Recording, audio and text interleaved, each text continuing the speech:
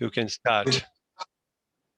Right, good afternoon, everybody, and welcome to this launch of the Small Goes Digital report. My name is Vic van Vuren, and I'm from the Enterprises Department in the ILO, and I'd like to welcome you on behalf of the ILO and the IOE.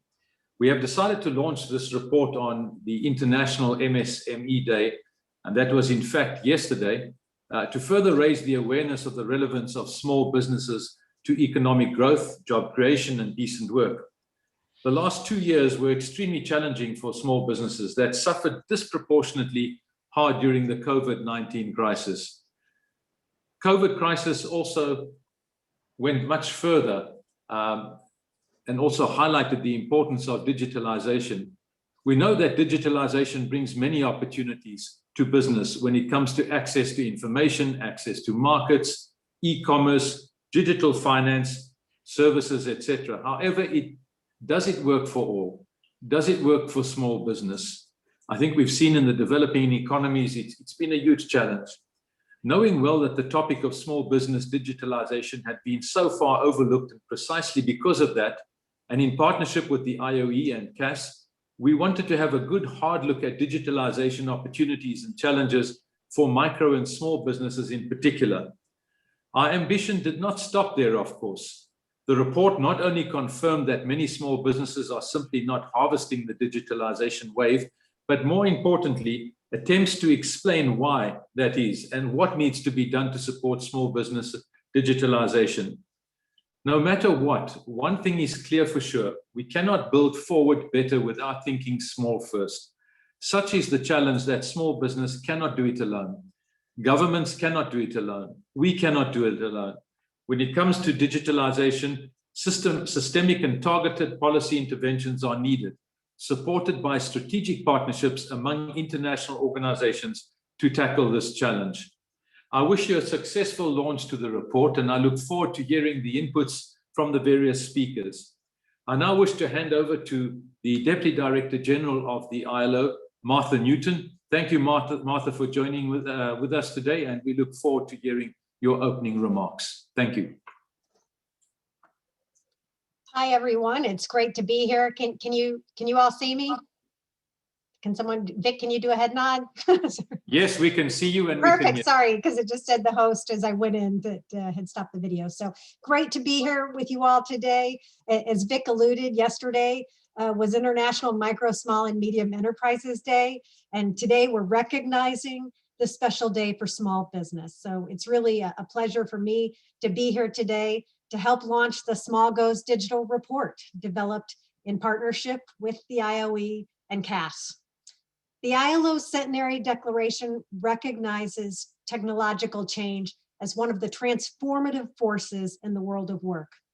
And the ILO recent global call to action for a human-centered recovery that's inclusive, sustainable, and resilient, a resolution that we just adopted just over a week ago, reinforces the call that has been accelerated by the pandemic, is that we've got to leverage the opportunities of digital transitions to advance decent work.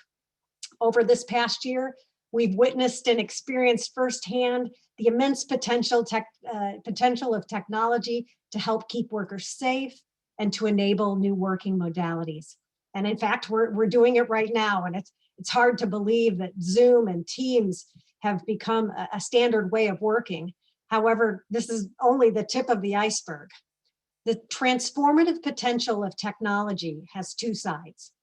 On the one hand, technology can facilitate job creation and improve working conditions by freeing workers from strenuous or dangerous tasks. On the other, technological innovation can make jobs obsolete and undermine working conditions. The ILO wants to understand how technology is transforming the role of employers and workers and their interactions. This year's WESO report, our World Economic and Social Outlook, looks at how digital labor platforms are fundamentally reshaping the way work is organized. Reskilling and lifelong learning of workers is another important avenue towards ensuring that the gains from technological change benefit employers and workers alike. We must also recognize that the persistence of digital divides, that there are digital divides between economies, between industries, and between men and women. Closing these divides will require the collective efforts of governments, as well as employers and workers' organizations, to create an enabling environment in which both employers and workers can harness the transformative effects of technology. And in this context, it's especially important to remember the smallest enterprises. Although they're often overlooked in debates about technological innovation, micro and small enterprises alone account for 40% of employment worldwide. And so we know that small matters. But we know little about if and how MSCs reap the benefits of digitalization. So our new report, Small Goes Digital, is one of the first comprehensive reviews of evidence and of the state of digitalization of micro and small enterprises around the world. We find the digital divide runs beyond geographical lines and along the lines of enterprise size. Small and informal businesses do not digitalize automatically. And so far, they've been largely excluded from the digital revolution. So our report discusses the barriers and opportunities associated with the adoption of technological innovations for MSCs and sheds light on the complex realities associated with digital adoption. These complex realities have been compounded by the COVID-19 pandemic. Micro, small, and informal businesses are among those that have been hardest hit over the year by the pandemic. Limited digitalization has exacerbated the challenges associated with the pandemic, as MSAs have been unable to swiftly move to online marketplaces or remote working modalities. The transformational effects that can be achieved through MSE digitalization will be substantial. The report finds that digital adoption can facilitate productivity growth in MSEs by improving their access to information, to markets, and to financial services, in addition to offering new pathways to formalization. Yet the link between digital adoption and productivity growth is not automatic and not immediate. And in this regard, a number of challenges are outlined in the report. As a major novel contribution, the report puts forward two models of how digitalization can lead to productivity gains in MSCs, one based on an enterprise's internal capabilities and the other on external environmental influences.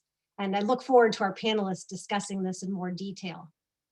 We also originally set out to study linkages between digitalization and decent work in MSCs. And our review of evidence showed that we currently know very little about this link, and more research is clearly needed on this topic. Small Goes Digital is also a call to action in other respects. Although we caution that policymakers should not overestimate the immediate benefits that MSCs can reap from digitalization, the report explains how putting in place key internal and external factors translates to transformational outcomes through digitalization. So we look forward to discussing this report in more detail during today's discussion. And I specifically want to thank Robert for inviting me today and for KAS, along with everyone who's present, for being such tremendous partners in this groundbreaking report. You know, we here at the ILO are absolutely committed to working together to ensure that digitalization can bring about productive growth for micro and small enterprises. Thank you.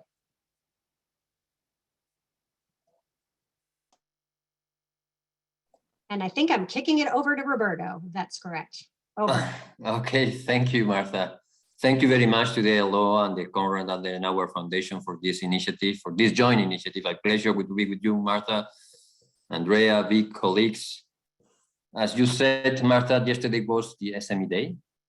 A very difficult year for small, micro, medium enterprises. I would say one of the most difficult years in history, in the recent history for small, medium, micro-sized enterprises. In many developing economies, deadlocks, lack of access to finance, lack of consumption have placed MSAs on the edge of collapse.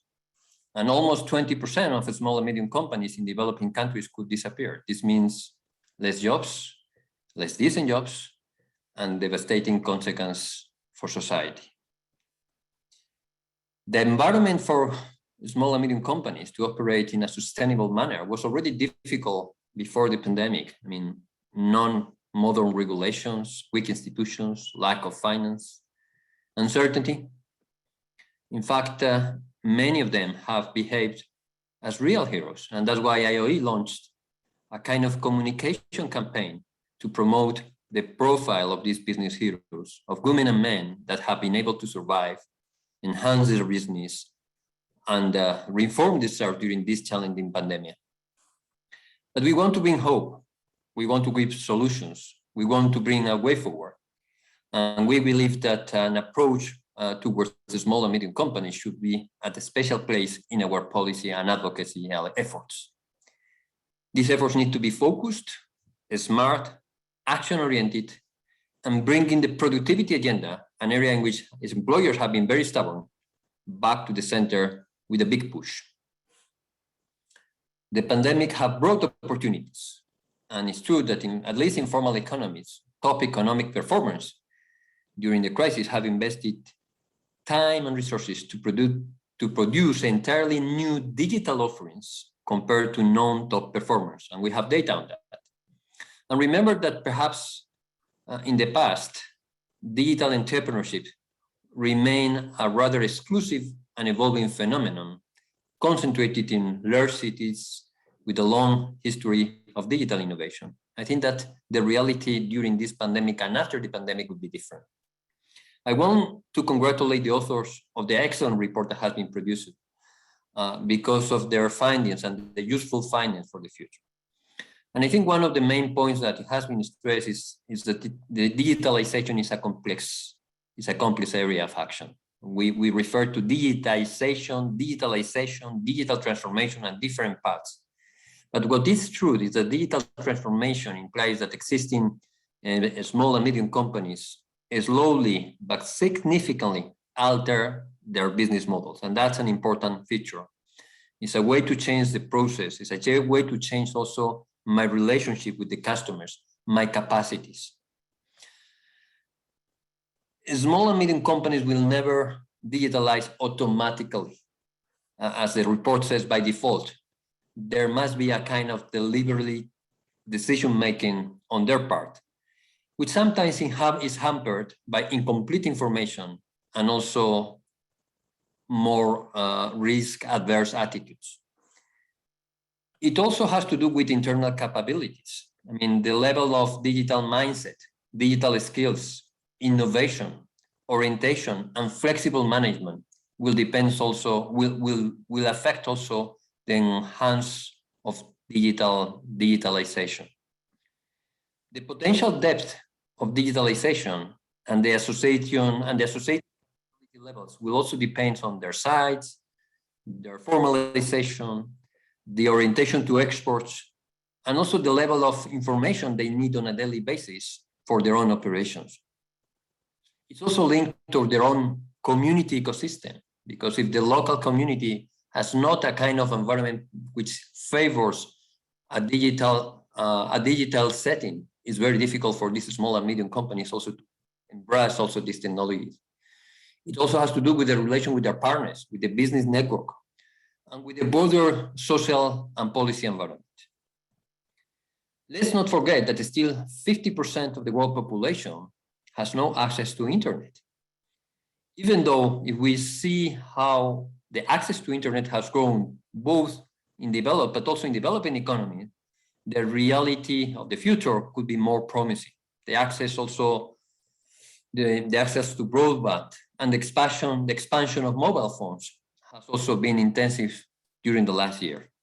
But still, the digital divides and the limited infrastructure, even the limited access to electricity, is a big challenge. The digital skills shortage, as the report referred, is also a big obstacle.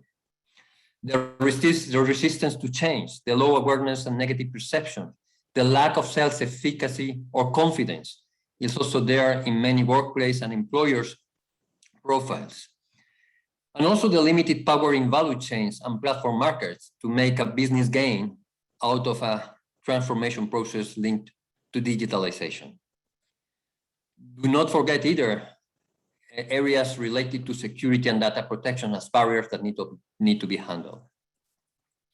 We want also as IOE to very much focus on informality and how we can bring the formalization through digital transformation, and how can we do it hand in hand. We are very much aware that one of the findings of the report refers to the exceptional informal macro enterprise that have been able to apply digital technologies in more integrative ways.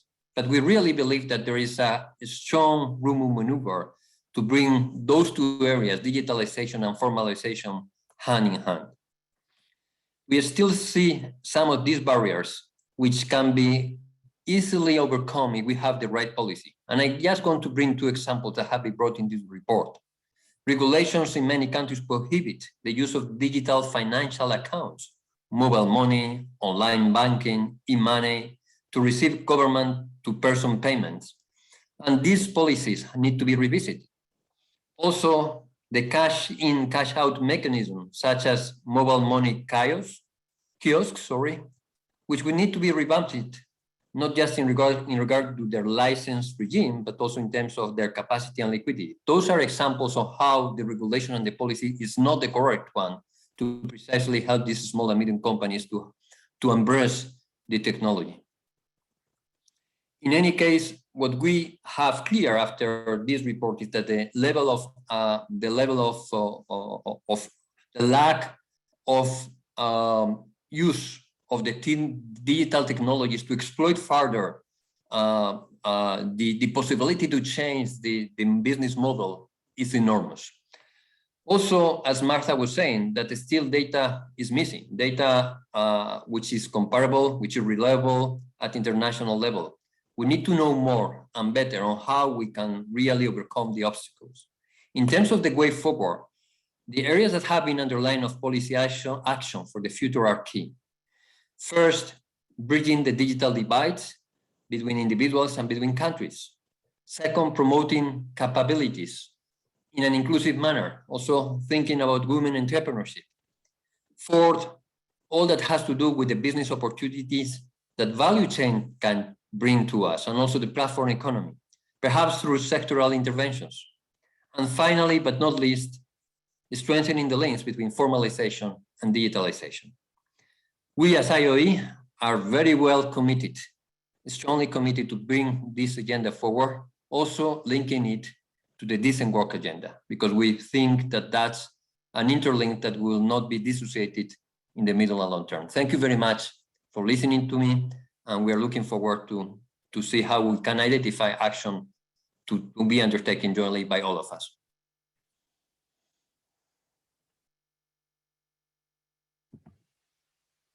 Yeah, ladies and gentlemen, a very warm welcome to the launch of our joint study, Small Goes Digital.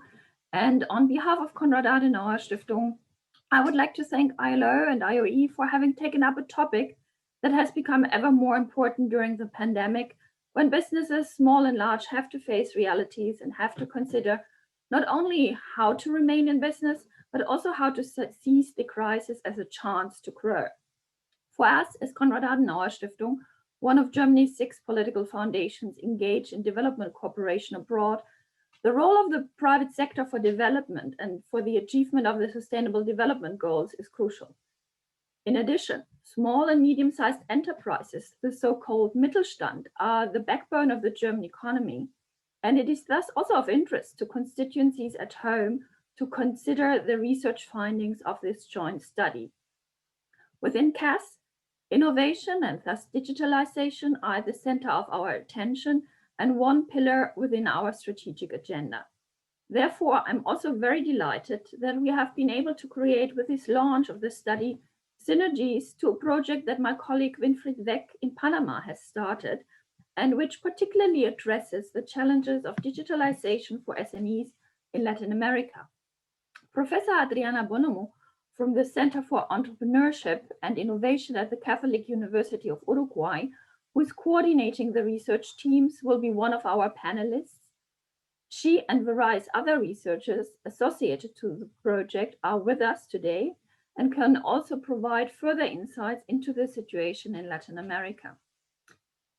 Ladies and gentlemen, when digitalization gets addressed in the realm of development policy, and particularly here at the stage in New York, we talk a lot about the gap between industrialized nations and the global south, and we seek to address the digital divide within societies in the sense of leaving no one behind. However, we hardly zoom into the various sectors and the various needs therein. If it happens, it is often in the realm of national politics and through a national lens. But as the pandemic has also demonstrated for sectors such as education, political decision makers are often acting late in order to provide the right environment that allows to reap the benefits of digitalization. For us as a political foundation that interacts and consults with policymakers worldwide through our over 100 offices, it is therefore important to know what are the essential preconditions which are still pending and need to be established? Which are the main bottlenecks in implementing policies? And what are the key challenges from an entrepreneur's perspective? Is it connectivity? Is it the speed of connection? Is it access to hard and software and their affordability? Or is it the availability of skills and knowledge in order to make use of digital products and to know about security risks that come along? In such a context, I only can reiterate my gratitude once again, and my special thanks go to ILO and IOE for having taken up this initiative and the topic. And thanks go also to Nicolas Federici, the lead author of this study. Thanks to all of you, and now without further ado, I'm handing over to Dragan Radic, head of the SME unit at ILO, for the moderation of our discussion around digitalization and small business. Dragan, the floor is yours. Okay, thank you, Andrea. Thank you very much.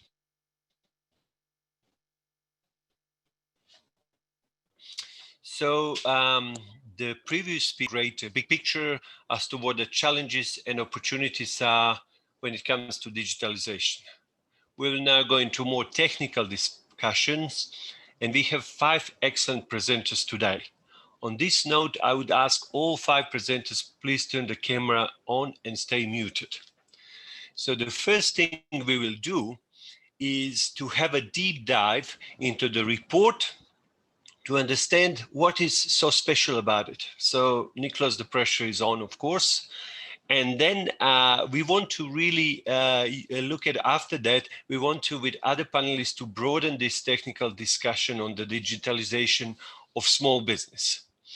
Also one thing, because we're going to try to be very efficient. So if you have questions, and we hope you do, please put them in a question and answer box rather than the chat box, and we'll try to pick them up.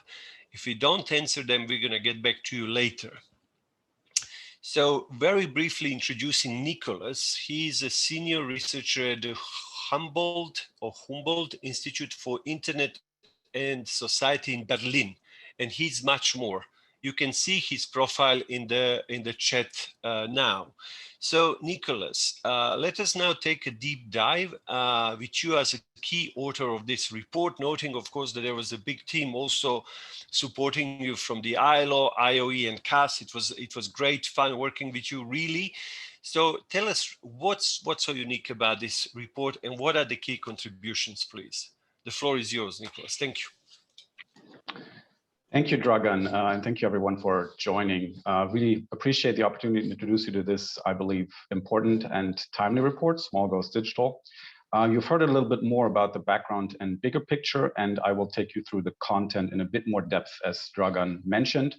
As you've heard, the report wants to close the gap between these disparate policy debates on MSC support on the one side, and then on the global digital revolution and its effects on development on the other. And as was alluded to in one of the opening statements, the challenge is that we know that digitalization in theory brings enormous opportunity for businesses to become more productive and more innovative, but we also have more and more evidence that suggests that, broadly speaking, the larger their enterprises, the more they are in economic centers, the better they are able to exploit opportunities of digital technologies, rather than the small businesses in economic peripheries. And the divide, as was also alluded to, seems to be exacerbated by the pandemic. And so the report's goal is to understand concretely what opportunities and barriers have been realized for micro and small enterprises, MSE, rather than discussing those abstract potentials, and to hone in really on MSEs rather than medium-sized and large enterprises that a lot of previous studies have focused on.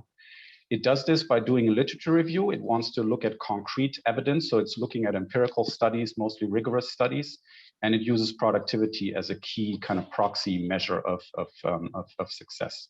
The report is very dense. It's also quite long. It has a lot of detailed findings on the specific opportunities and barriers that MSEs face. It also has a lot of information on national digital ecosystems. I will not talk about all this detail here, not because it's not important, but because the report in those passages mostly summarizes information that's fairly well known, at least among specialists. And so here I want to focus on 3 features that are really unique about the report and where I feel that it drives home unique insights specifically on micro and small enterprise on MSEs. And so the 3 features are capabilities, a typology of MSEs, second, and third, that it highlights the role of certain private sector actors as supporters and drivers of MSE digitalization. So on the first unique contribution on capabilities, so the report tries to explain the actualized gains from the MSE perspective. And so to do this, the report introduced the notion of capabilities.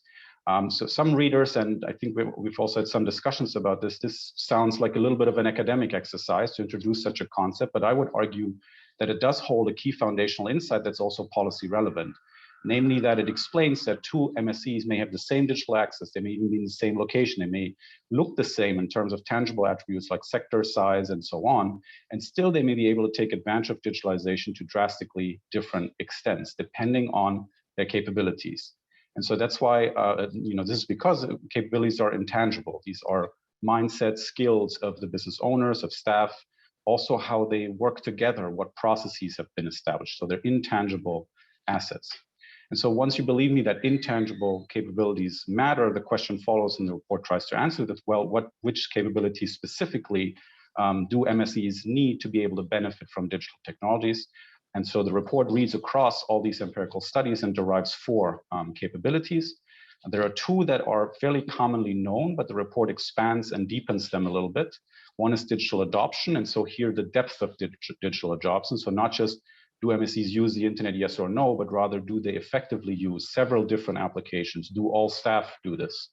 Second capability, digital skills, also in a broader than the usual sense. So this refers to staff's ability to select appropriate digital applications, independently look for, contextualize information, also adapt and tweak applications for specific work settings.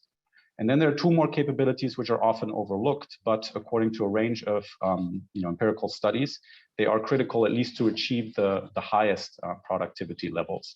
And these are innovation orientation. So this is the risk friendliness, kind of openness to changing established ways of doing things, to employ new products, again, by owners and staff.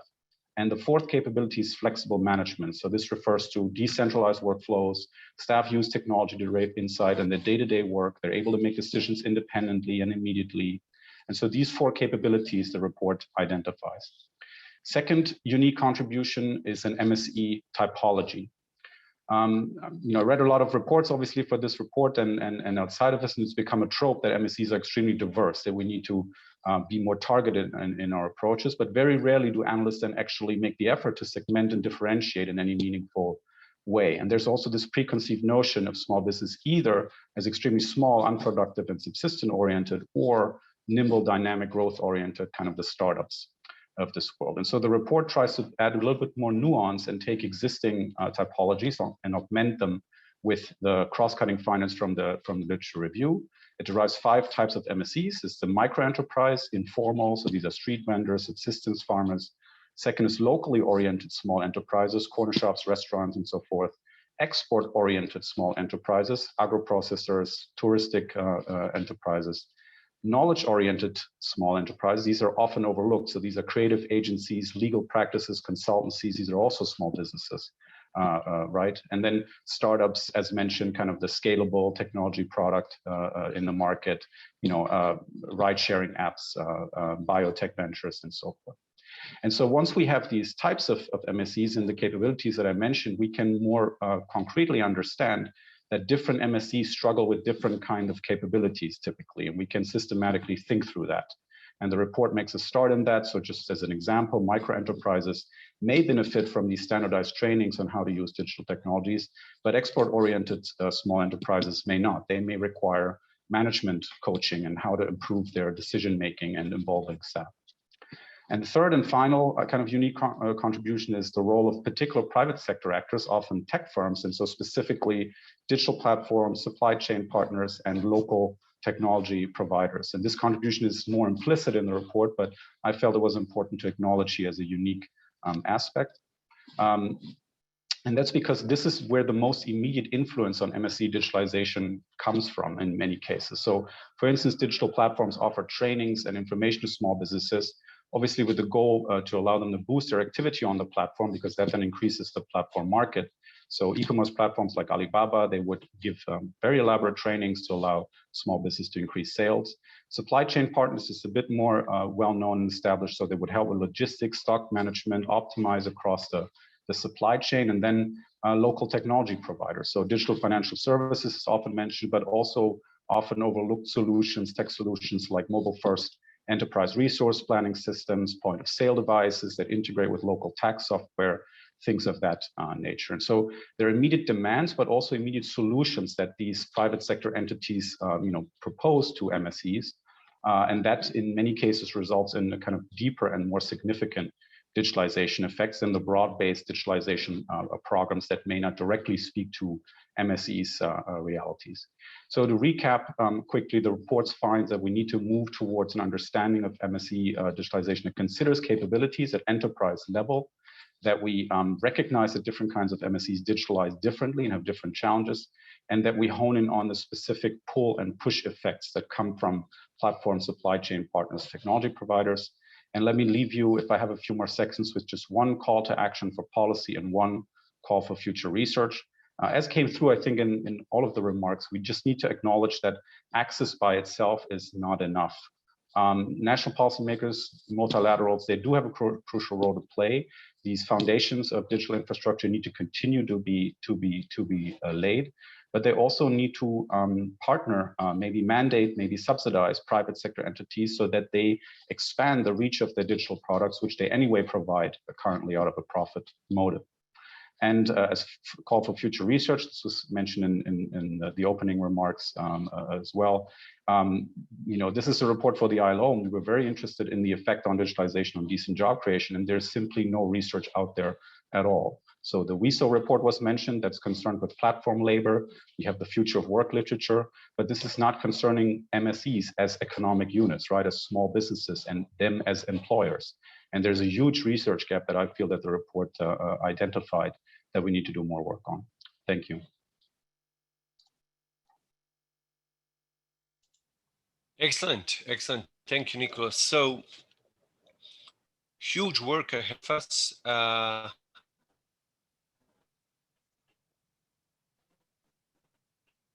Unique angle, at least from three focus on micro and small, because lots of research is on SMEs, but we actually wanted to look at micro and small. Then, of course, on focus on capabilities, typology, and ecosystems, which is quite unique. And then the key message is, there is no silver bullet. One size doesn't fit all when it comes to policy making. And the governments have to be analytical and take a systemic approach to actually understand what kind of enterprises they are targeting first when they are dealing with digitalization. And finally, the governments, they have to be patient, right? Because it doesn't happen But what I also like to point out is that when you look at it from the perspective of small business, the key question is, what's in it for me? Why should I go digital? And that's important. That's very important, this business case. Great. Okay, so we'll get back to you. I don't see any still question and answer, but I'm sure they would come. Let's go now to UNCTAD, and I'm going to Torbjörn Fredriksson, who is, I'm probably pronouncing this wrong, I'm sorry about that, who is the chief at ICT Policy of UNCTAD, where he leads UNCTAD's work on e-commerce and the digital economy. We are posting the profile of Torbjörn in the chat now. And basically, Tjobern, you can have a floor, and can you tell us a little bit more, what are the challenges of digitalization, especially in the developing world, and what kind of policies are there, and what works, what doesn't work? Easy for me to ask and not easy for you to answer, but good luck. Go ahead. Thanks. Thank you. Was it 5 hours I had or just 5 minutes? I think it was 5 minutes. Thank you so much, Dragan. I would like to start by congratulating you and your team at ILO and also the IOE and KAS for having produced a very useful publication on how digitalization can affect the productivity of small businesses in developing countries. I would like to offer you a slogan as you continue marketing the report. You have the SGD, the Small Goes Digital, for the SDGs. So that's going to work very well, I think, in the UN context. From UNCTAD's perspective, the fact that the ILO gives more attention to the digital dimension of business development is excellent news. Your work in this space is so important. The rapid pace of digitalization means both opportunities and challenges for small businesses. And the private sector, as well as governments, need to consider how best to both harness the potential from digital transformation, as well as deal with the risks. And I think this is very well outlined in this report. But also at the international level, we need to avoid working in silos. And I'm therefore very pleased that ILO last year decided to join the E-Trade for All initiative, which now has 34 members working together to enable developing countries to find more easily the support they need in digitalization from the international community. And the space that ILO will occupy within this family of collaborators will be very important, as illustrated by this report. In most developing countries, small businesses still account for the bulk of enterprises, especially in the informal sector. At the same time, they tend to be much less active users of the internet and other digital technologies than larger enterprises. We saw this during the pandemic, that we witnessed a rapid increase in the use of digital technologies across the world at all countries, at all levels of development. And we are noticing that both consumers and businesses increasingly go online to find the goods and services that they wish to buy. This trend makes it even more important for small businesses to ensure that they have a proper online presence if they are to remain visible in the market. In view of the cross-sectoral nature of digitalization, we think that a whole of government response is very important and desirable when trying to build the environment that is conducive to promoting small businesses' involvement in the digital economy. UNCTAD has, during the past few years, undertaken so-called E-Trade readiness assessments in 27 countries to identify common weaknesses in a range of areas that hamper the ability of businesses to leverage digital technologies. We see that new efforts are needed to boost entrepreneurship in digital and digitally enabled sectors. In most developing countries, digital entrepreneurs face various barriers to scaling their activities. Global digital competitors already occupy the most scalable digital product categories. And in addition, servicing local markets digitally often requires the setting up of blended digital analog processes, which are less physical asset light than the strategies used by the digital platforms in more advanced economies. Market opportunities may be most promising in servicing local and/or regional markets, and the greatest potential may lie in digital products that are hard to be replicated elsewhere. Governments should also foster tacit entrepreneurial knowledge creation, for example, through vocational training and apprenticeships. Special attention should also be given to empowering women digital entrepreneurs, which are currently underrepresented in this area. Finally, securing value in the digital economy requires not just better connectivity and a stronger digital sector, but also broader efforts to enable enterprises in all sectors to take advantage of digital technologies. Firms that invest in digital technologies are generally more productive, more competitive, and more profitable. However, many small business owners in developing countries, and especially in the least developed countries, lack the capabilities, skills, and awareness to leverage digital connectivity for their operations. One way to address this is to integrate ICT skills development better into general business management training curricula. Government should also consider collaborating with the private sector to train small businesses on how to leverage digital technologies and digital platforms. Let me conclude here with these brief observations, and I look forward to the discussion. Thanks again for inviting me to participate. Okay, that was great. Thank you for that.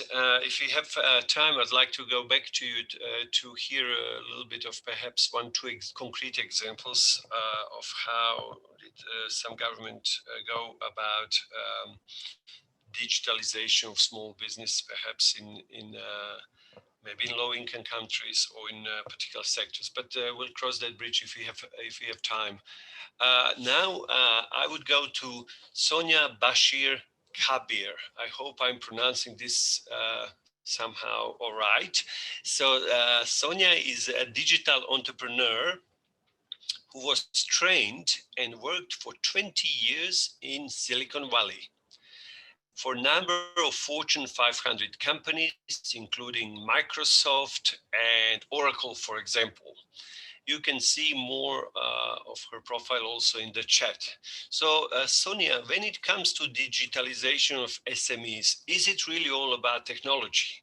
Or how important is, for example, cultural change and the mindset and understanding customer needs? If you could perhaps cover that a little bit more based on your experience and what you've seen also as entrepreneur. Thank you. The floor is yours. Thank you very much, Dragan. I'm very excited to be speaking on a topic that is very close to my heart. So firstly, I'd just like to take a little bit of a 40,000-foot view on what does digitization really entail. We're seeing across the board, especially in the developing country, that there's strong economic indicators. The demographic dividend is high, and then there's a favorable government policy, which means that there has never been a better time there's never been a better time to invest in opportunities for digitization, transformation, and innovation. What we see happening in the world are three things that are coming out very strong. One is that the next generation, or the Generation Z, the customers will be mobile first, mobile only, and they will be the next 4 billion internet users all going through the mobile. We're seeing a huge uptick in fintech and mobile financial services. And last but not least, what COVID-19 did was it brought about a very accelerated digital transformation, because overnight, if you can see, three verticals like fintech, health, and education were forced to go online. We didn't have a choice. So these are the three indicators that have kind of paved the way for a little bit of the cultural mindset to accept digitization, because there was no other choice. We saw the rise of e-commerce besides e-services. So in just the digitization, what it entails is that first, obviously, it's about technology, it's about financial inclusion, and it is, as Marta said, about bridging the digital divide. So if I just kind of go over a little bit of a preamble on the digitization and SMEs, a point that we like to highlight, especially with my experience in the developing markets in Asia, is like digital literacy is not equal to digital readiness. We spend a lot of time on democratizing technology, but just understanding and making people have a device and have connectivity does not mean that they will actually use the two for synergy, right? So then we have a little bit of a work to do on the infrastructure and the ecosystem buildup, which takes people from digital literacy and from mobile or device and connectivity to digital readiness.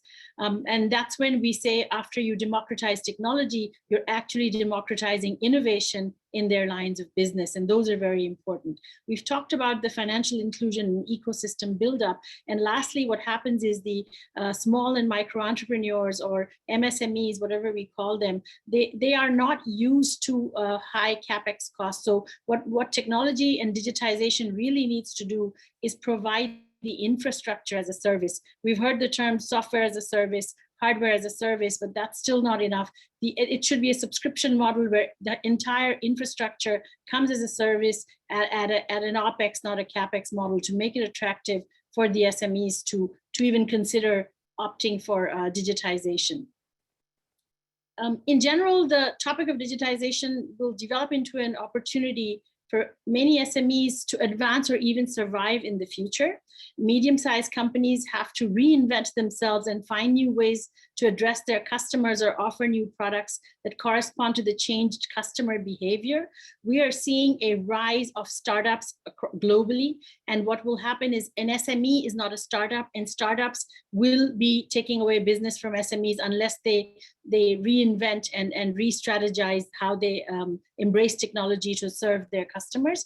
And they should also not focus too much on technology just per se, as digital change can only succeed with Dragan, what you mentioned, with a cultural change and a changed view of customer needs. So what we're seeing is the customer needs are getting addressed by digitization, and the world has changed post-COVID, but the SMEs have to deliver the services based on the customer needs, which is where the challenge is.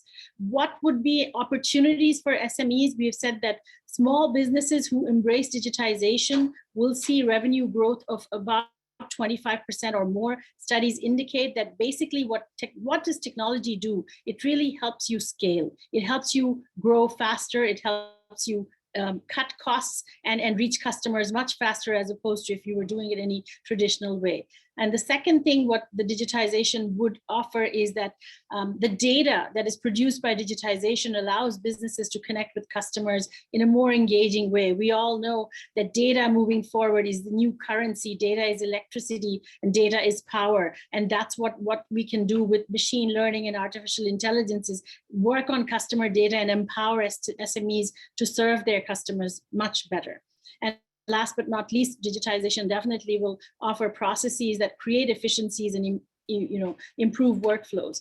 But there are also some challenges that we should not be naive about, because SMEs are not really on the top of the financial inclusion ladder. So we've said that it is very important for the unbanked and the underbanked, and those are really those that play in the SME space. They're the missing middle. They're too big for commercial banks and they're too small for microfinance. So how do you bring them into a play where there's a fintech play with digitization? The common denominator for any digitization is payments. That has to be integrated in SME digitization. And that's why we say the most important challenge in digitization is the question of the definition of digitization looks different for each industry. So that needs to be factored in.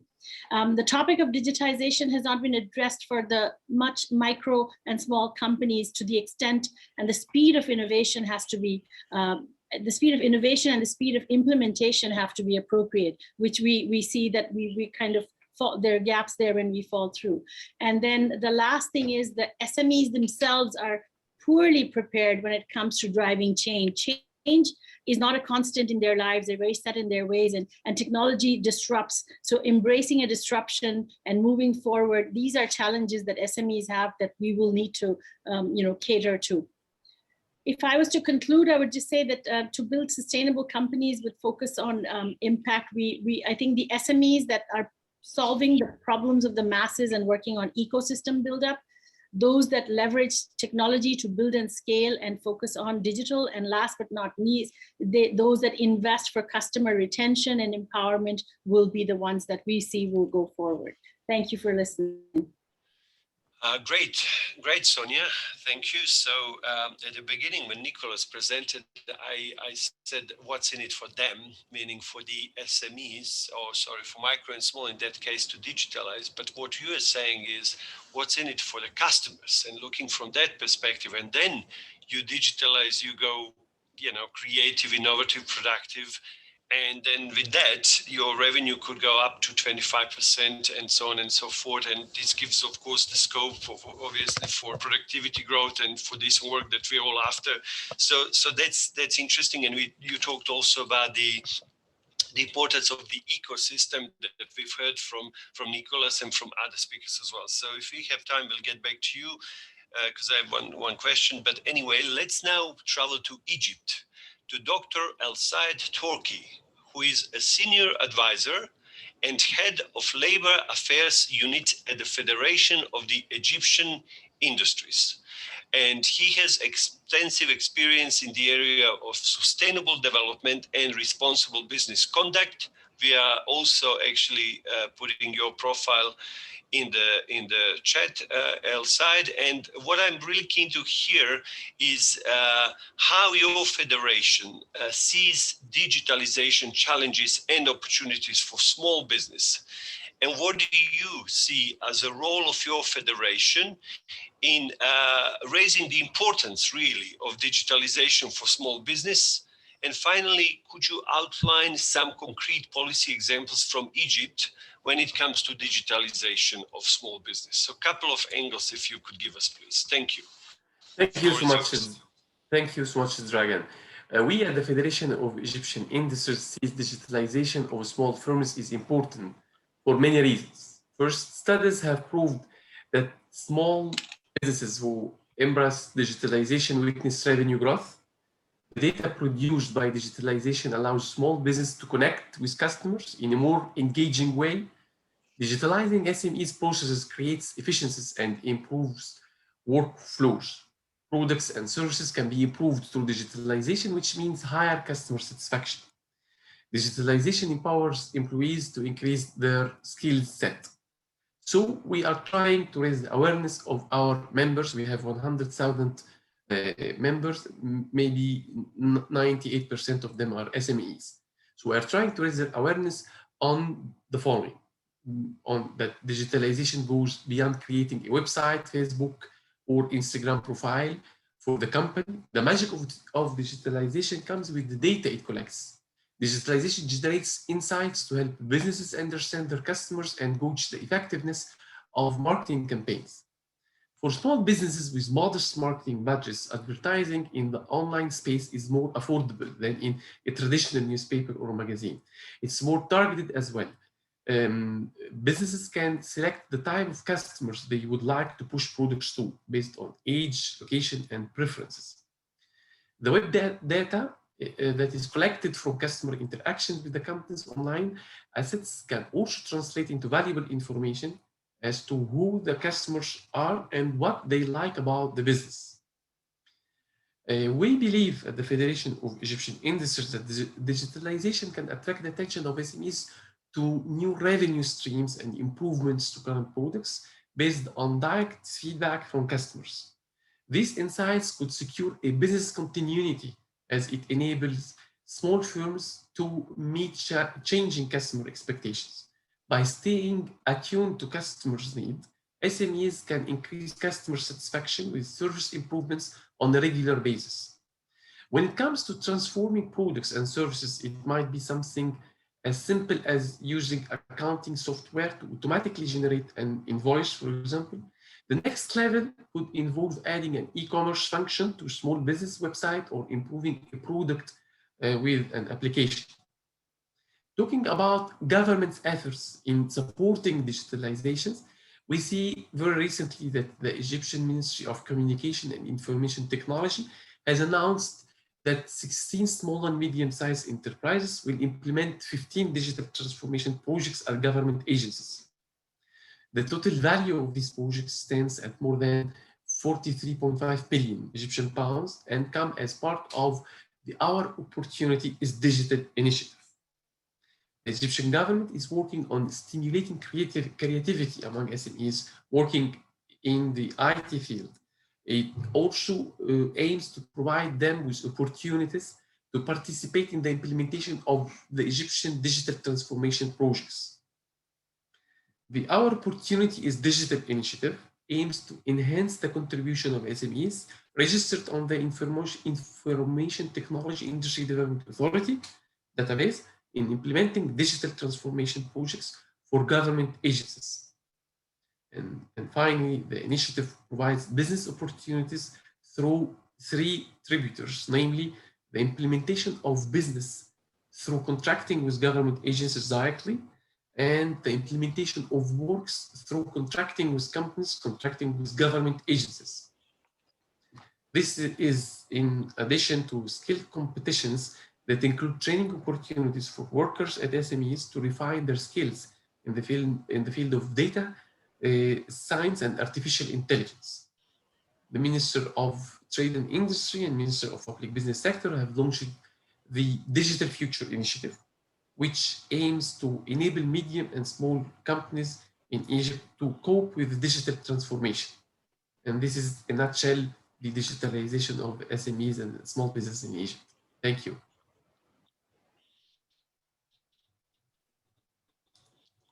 Great.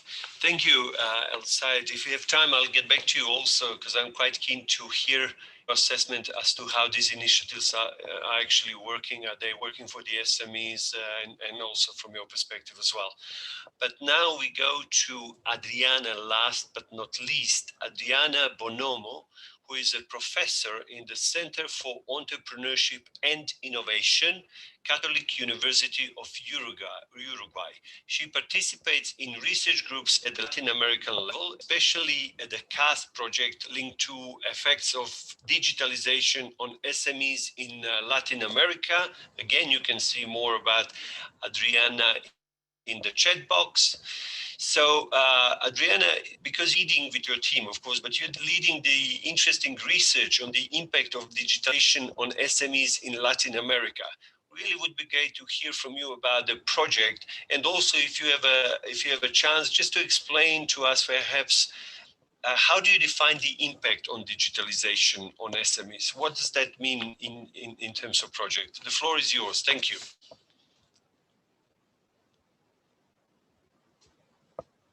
Adriana. Estaba silenciada.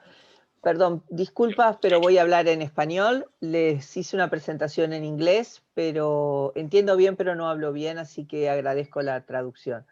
Primero que nada, muchas gracias por la invitación, realmente, y felicitaciones por el excelente informe que realizaron, porque realmente es un insumo importantísimo para todos los que estamos investigando las pymes. Nosotros estamos dentro del proyecto KAS de la Konrad Adenauer de efectos de la digitalización en las pymes en Latinoamérica. Somos un grupo que, perdón, a ver, estoy compartiendo, ¿verdad?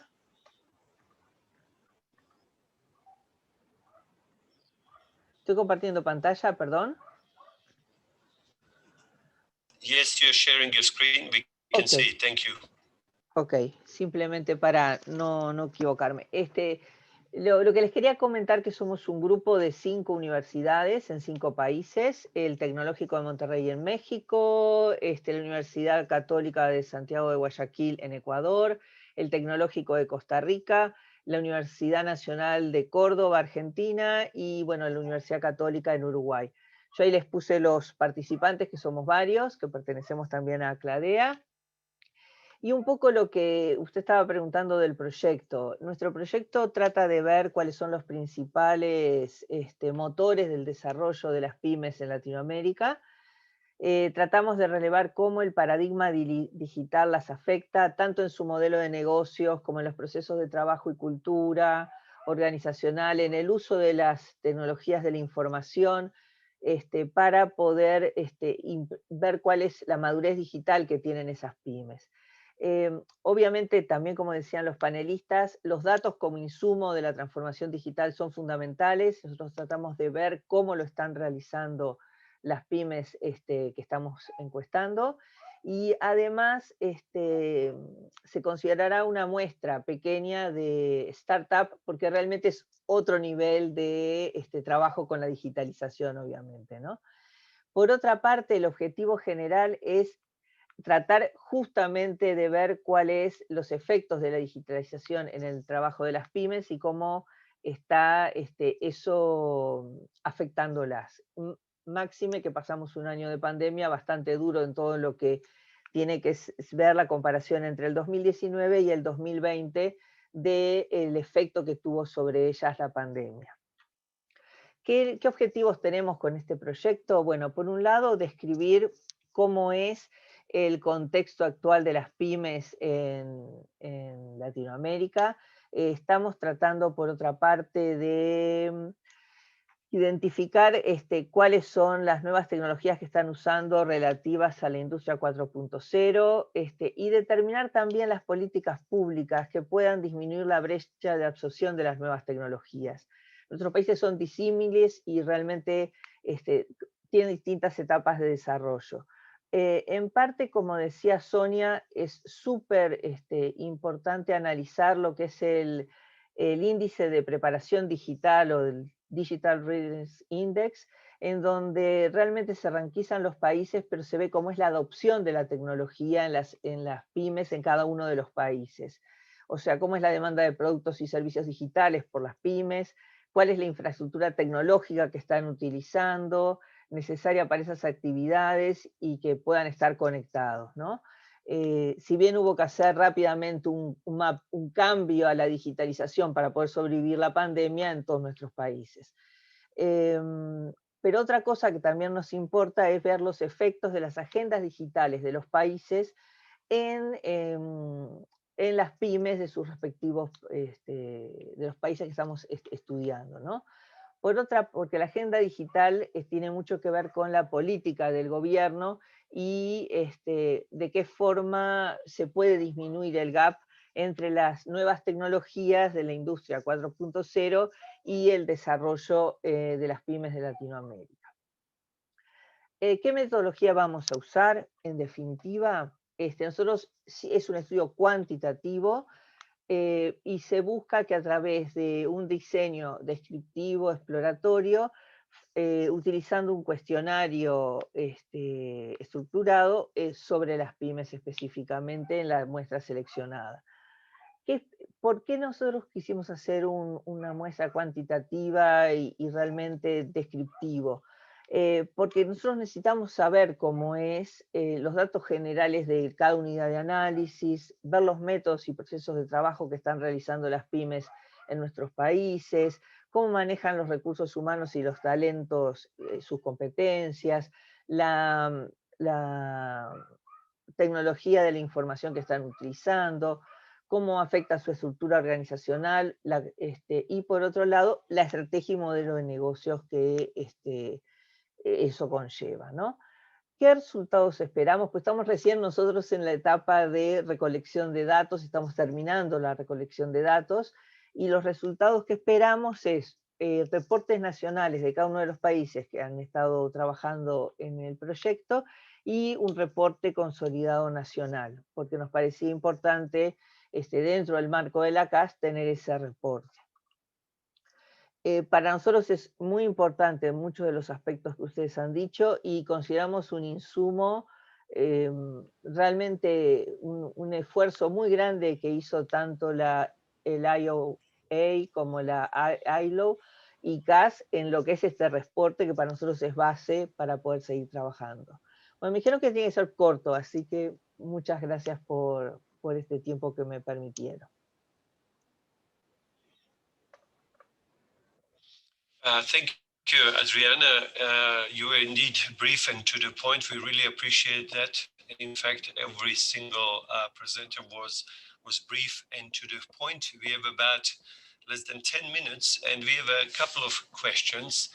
And the first one comes from Farouk from Bangladesh. Hey, Farouk, great to see you at this meeting. And Farouk is saying, hey, the data is showing that 80% of small businesses and startups are gone within basically first 3 years of their operations.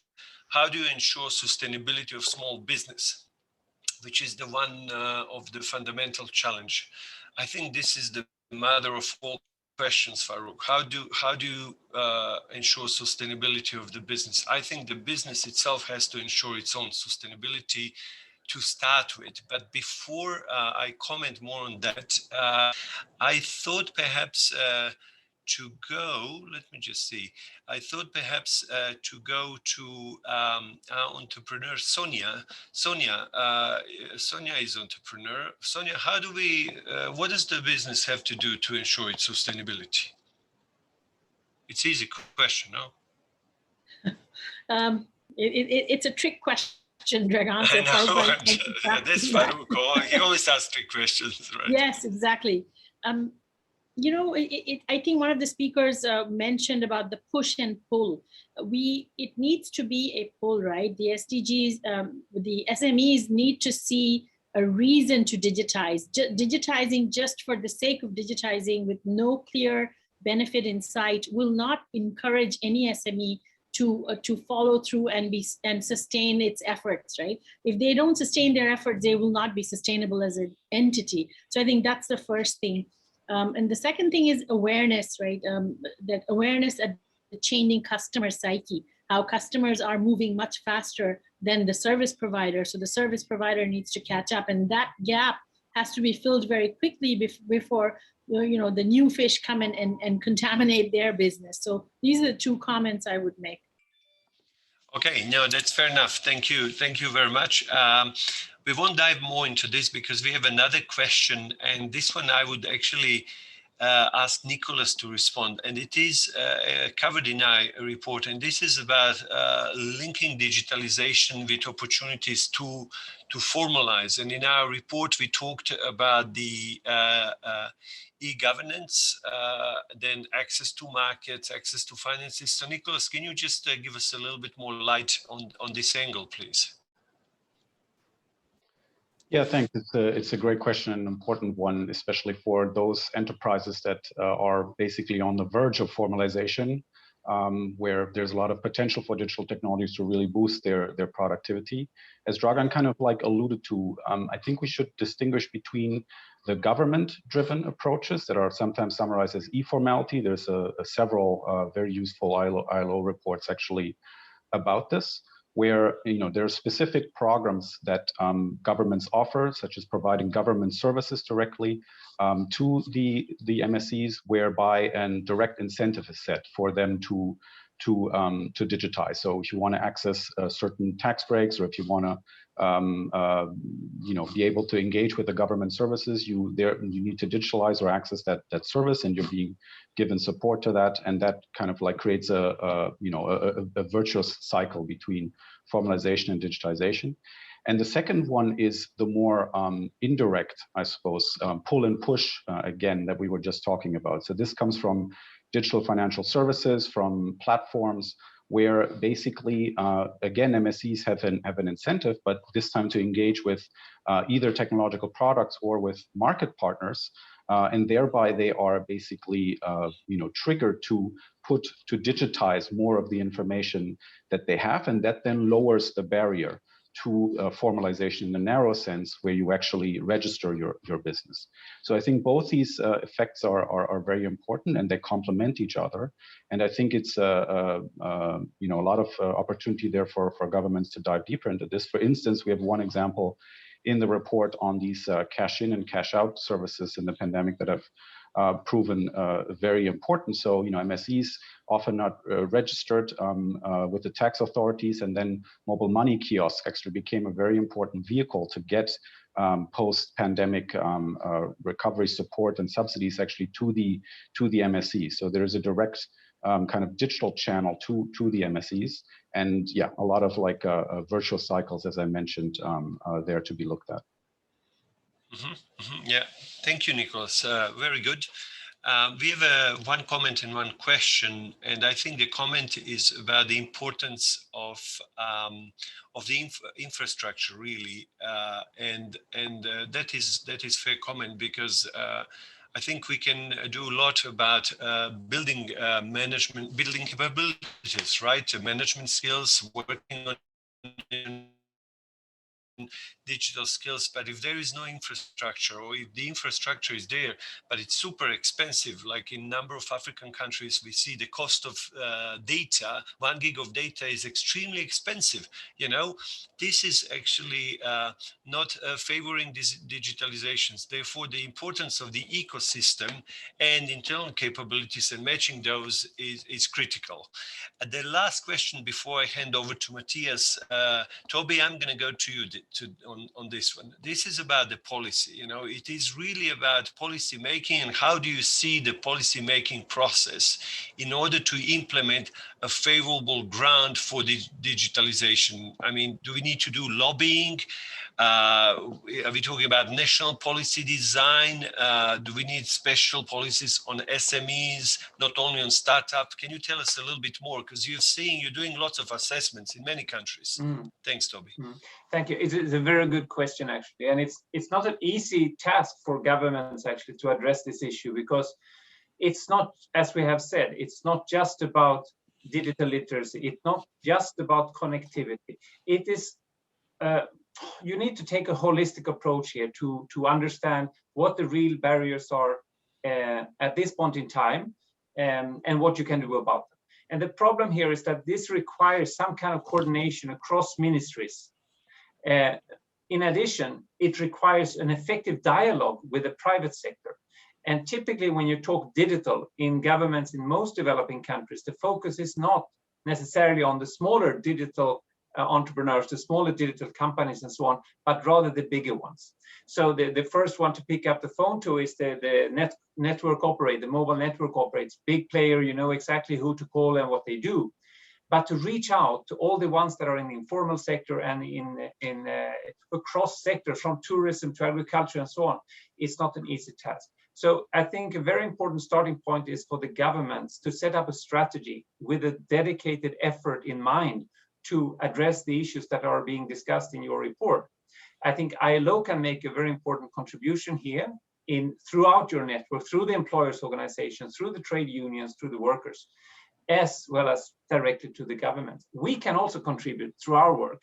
And that's really about what we were talking about. We cannot continue in a silo organization, neither inside the countries nor internationally when we deal with countries. We need to come up with a common approach here. And I think your publication is making a very important contribution to this end. Okay, thank you very much, Toby, and thank you all participants. Thank you for your participation, for being right on time, to the point. This was really great. I'm sorry we don't have more time because we could spend 5 hours on it. Matthias, over to you for closing. Thank you, Dragan, and thank you to all the panelists for the deep and great insights. Thank you so much. So this report, as it was said, is a call to action. And indeed, the call to action is much broader than the report. Martin Newton, the ILO Deputy Director General, spoke about the fact that the ILO, the International Labour Conference, just 10 days ago, called on the ILO to deepen their engagement with member states to ensure we fully harness the opportunity of digitalization. Martin Newton spoke about the ILO Centenary Declaration. So there's a broad mandate for the ILO to move forward. It was said we need more data, we need more research, and yes, we need more research, but we won't stop there, right? We have to go and march very quickly. We have to accelerate speed.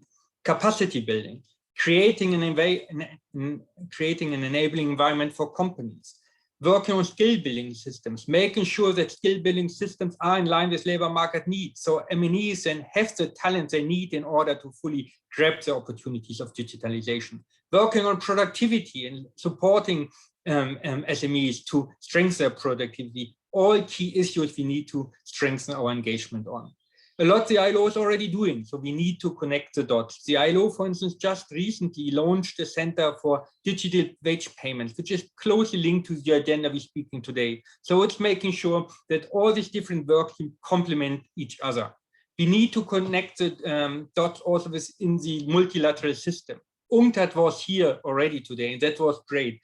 The G20 is working very deeply on the issue about digitalization. And in fact, last week on the 23rd, the labor ministers had similar wordings than we used here. We have to support companies, we have to support small companies to better harness the opportunity of digitalization. Tomorrow, actually, we will host a similar webinar than today on the G20 and the outcomes of the G20 labor minister meeting. So if you want to join that, you're more than welcome to join that.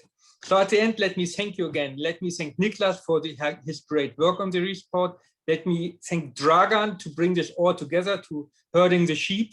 Let me thank the Konrad Adenauer Foundation to support us. And in terms of these conferences, really let me thank Monique Depierre, who is our digital producer, who brought us all together here. So thank you so much, and looking forward to see you soon. And if you're in Europe, have fun with soccer tonight. Bye-bye. It's actually Croatia playing, Dragan, your team. Yes, yes, indeed. And good luck, Roberto, with that. We play against Spain at 6 p.m. Go for Croatia, people. See you. Sorry, Roberto. Bye. Bye.